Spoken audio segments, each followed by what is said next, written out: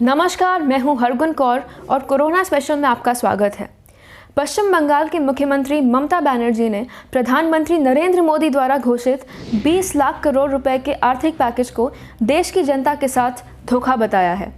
ममता दीदी के शब्दों का अनुवाद हम आपको बताते हैं। उन्होंने कहा कि मंगलवार को जब पीएम ने 20 लाख करोड़ के पैकेज की घोषणा की तो लोगों को उम्मीद थी कि कुछ मिलेगा, राज्यों के हितों का ध्यान रखा जाएगा, साथ ही FRBM की सीमा बढ़ाई जाएगी।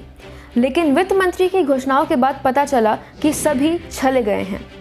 आर्थिक पैकेज महज एक ख्याली पुलाव और बिग जीरो है। इसमें राज्यों के लिए कुछ नहीं है। ममता ने केंद्र सरकार पर फेडरल सिस्टम को ध्वस्त करने का आरोप लगाते हुए कहा कि आर्थिक पैकेज के नाम पर कोविड संकट के समय लोगों को गुमराह किया जा रहा है। पैकेज में असंगठित क्षेत्र, सार्वजनिक व्यय और रोजगार सृजन के लिए कुछ भी नहीं है।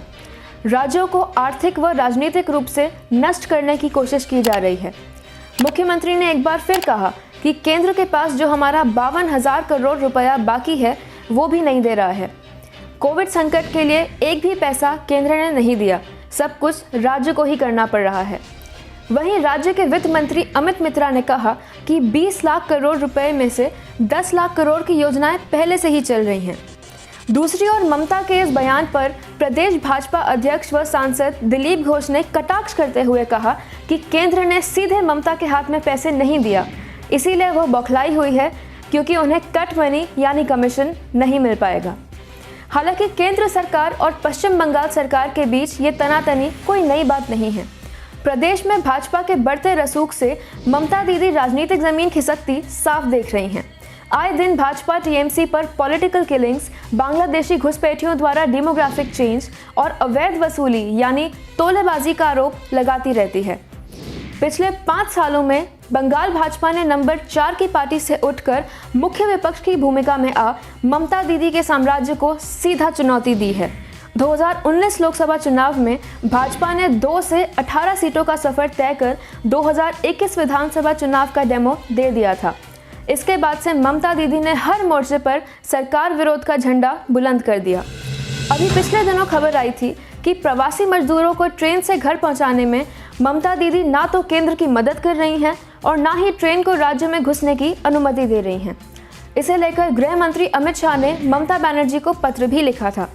और तो और पिछले महीने पश्चिम बंगाल के राज्यपाल जगदीप धनखड़ ने भी ममता बनर्जी को पत्र लिखा था और लॉकडाउन के दौरान हो रही लापरवाही और सरकारी व्यवस्थाओं पर सवाल उठाए थे। राज्यपाल ने इस पत्र को ट्विटर पर पोस्ट करते हुए कहा कि मुख्यमंत्री का गुस्सा राज्य में कोविड-19 वैश्विक महामारी से निपटने में बड़ी विफलताओं पर पर्दा डालने की एक रणनीति है। बता दें कि ममता सरकार पर राज्य में कोरोना वायरस के असली आंकड़ों को छुपाने, चोरी छिपे लाशों को जलाने, PDS यानी पब्लिक डिस्ट्रीब्यूशन सिस्टम में घोटालेबाजी और भूखे गरीब लोगों की पिटाई का आरोप भी लगाया गया, जिसके बाद गृह मंत्रालय ने कोरोना वायरस की स्थिति का जायजा लेने के लिए ICMT की 6 टीमों को महाराष्ट्र, मध्य प्रदेश, राजस्थान और पश्चिम बंगाल में भेजने का ऐलान किया। लेकिन ममता बनर्जी ने इसका विरोध करते हुए प्रधानमंत्री को पत्र लिख आरोप लगाया कि पूर्व सूचना के बिना राज्य में ICMT को भेजना स्थापित प्रोटोकॉल का उल्लंघन है। ICMT की टीम ने 2 सप्ताह बंगाल में गुजारने के बाद बताया कि पश्चिम बंगाल में 816 रिपोर्टेड मामलों में से 105 लोगों ने कोरोना वायरस से अपनी जान गंवा दी है। इस प्रकार ममता बनर्जी के नेतृत्व वाले राज्य में देश का सबसे अधिक मृत्यु दर यानी मोर्टालिटी रेट 12.8% है। ICMT ने राज्य सरकार की कमजोर निगरानी और उच्च मृत्यु दर के पीछे का कारण राज्य में होने वाली कम टेस्टिंग्स को ठहराया। ICMT ने राज्य सरकार द्वारा जारी कोरोना मरीजों के आंकड़ों में भी झोल बताया। एक समय में पश्चिम बंगाल सरकार ने संक्रमित रोगियों की संख्या को 744 पर रखा था। हालांकि केंद्रीय स्वास्थ्य मंत्रालय को उसी दिन जानकारी देते हुए उन्होंने 931 संक्रमित रोगियों का आंकड़ा बताया था। बात सिर्फ यहीं तक सीमित नहीं है। 25 अप्रैल को ICMT ने शिकायत की कि 20 अप्रैल से राज्य सरकार को 4 पत्र लिखे जा चुके थे, जिनमें से एक का भी जवाब सरकार ने नहीं दिया था। ICMT ने आरोप लगाया कि गृह मंत्रालय के आदेश का घोर उल्लंघन करते हुए सरकार के मुख्य सचिव ने समय बर्बाद ना करने के बहाने वरिष्ठ अधिकारियों को टीम के साथ जाने की अनुमति देने से इनकार कर दिया। ममता बनर्जी को समझना होगा कि सत्ता सुख साधारण मानस की उंगली पर लगी काली स्याही से निकलता है। बंगाल की जिस जनता ने दशकों के कम्युनिस्ट रूल को उखाड़ फेंक टीएमसी का राज तिलक किया था, आज उसके पास फिर से एक विकल्प है।